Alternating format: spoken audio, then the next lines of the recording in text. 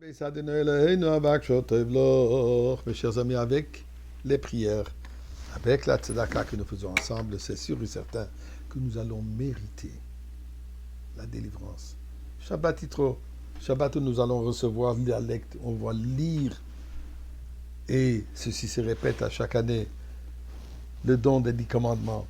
Alors il est temps que nous recevons déjà la nouvelle dimension de Torah que jusqu'à présent, n'a pas encore été dévoilée, Torah Hadasha Mititete, qu'on le mérite. Et au mérite de qui?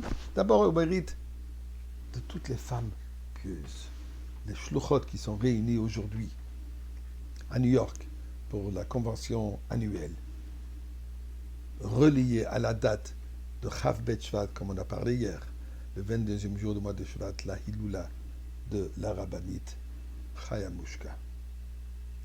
Eh bien, c'est ce que on voit aussi dans les parshiot de Shalach, Yitro, ce lien qui se formait graduellement.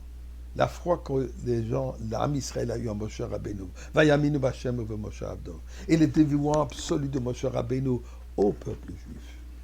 Pas seulement pour les délivrer, aussi pour leur nourrir, pour advenir à tous leurs besoins physiques, ainsi que assurer qu'on reçoit la Torah. Eh bien, une histoire qui symbolise, qui encapsule cette relation extraordinaire d'un chassid, de quelqu'un qui a une foi absolue aux paroles du tzaddik, et en même temps cet amour absolu vers le prochain. Eh bien, un jour, quelques femmes, des anciennes connaissances, amies, encore depuis la Russie, qui ont visité la rabbinite, et à un certain moment, la rabbinite leur dit, je suis désolé, il va falloir qu'on se quitte juste avant 9h30, puisque j'ai une invitée très importante qui vient. Bien sûr, ils ont quitté les lieux. 9h30 exactement, une femme, pas de la communauté, qui sonne à la porte, et la rabbinite la reçoit avec un sourire, avec une chaleur extraordinaire. Passe un moment avec la rabbinite, ensuite, Chesed Halberstam, qui était une des personnes qui s'occupait, qui aidait à la maison, la rabbinite lui dit, je t'en prie, accompagne cette femme chez elle à Manhattan. Bien sûr. Dans la voiture, il lui pose la question, est-ce que je peux me permettre d'être curieux? Quel est votre rapport avec la rabbinite? D'où est-ce que vous la connaissez? Je vois qu'il y a un lien particulier que je n'ai pas remarqué avec d'autres. Eh bien, elle dit, oui, je vais te raconter. Moi, je travaille à la bibliothèque publique à Manhattan. Un jour, je vois sur la carte une personne qui vient, une femme qui est rentrée, et je vois le nom Schneerson. J'ai pris le courage et je lui dis, est-ce que vous êtes par hasard relié au fameux rabbin Schneerson de Brooklyn? Elle dit, oui, c'est mon mari. Ah, je lui dis, je suis très fâché sur lui. Fâché sur lui. Qu'est-ce qu'il y a? Eh bien, je me mets à pleurer, je le dis. Moi, je suis une rescapée du Holocauste, seule de toute ma famille. Ça fait des années que mon mari et moi, on est mariés, on n'a toujours pas d'enfants. Je suis complètement détruite par le fait que je ne pourrais pas continuer, propager ni la famille de mon mari, ni ma famille.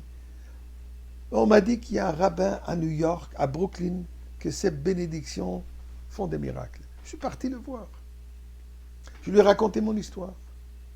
Il m'a écouté avec une empathie extraordinaire. Et là, il me dit, vous savez quoi, est-ce que vous êtes prêt à accepter sur vous une mitzvah? Et là, vous aurez des enfants. Je dis oui. Et Rabbi, dites-moi quelle mitzvah? Le Rabbi, après un moment de réflexion, dit d'allumer les bougies de Shabbat. J'ai dit, il n'y a pas de problème, j'accepte. Et depuis, j'allume les bougies de Shabbat. Je n'ai pas manqué un vendredi. Et malheureusement, il y a déjà 2 ans qui sont passés. On n'a toujours pas d'enfants. Et j'étais en train de pleurer. La rabbinite qui me regarde et me dit, moi aussi, je n'ai pas d'enfant. Je lui dis, Misery Likes Company, comme on dit en anglais, mais ça ne m'aide pas. Et je m'attendais plus que cela de la bénédiction de votre mari.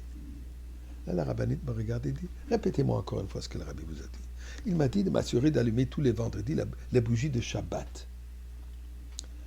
Les bougies de Shabbat? Madame, à quel moment vous les allumez? Je lui ai répondu, dès que mon mari rentre du travail le soir, là, je les allume. La rabbinite lui dit, est-ce que je pourrais vous suggérer quelque chose? allumez-le au temps nécessaire, au bon moment. Ceci est 18 minutes avant le coucher du soleil. Organisez-vous d'avoir un calendrier juif, là où il y a les horaires d'allumage de bougies, et faites-le de cette manière. Et vous allez voir que la bracha va fonctionner. Et effectivement, un mois après que j'ai commencé à allumer les bougies comme il se doit, je suis tombé enceinte. Quand j'ai appelé la rabbinite pour le remercier, elle m'a dit, mais viens me voir. Et voilà, je suis venu lui rendre visite. Et c'est grâce à elle que j'allume les bougies comme il se doit et que, Baruch Hashem, la bracha du Rabbi s'est avérée.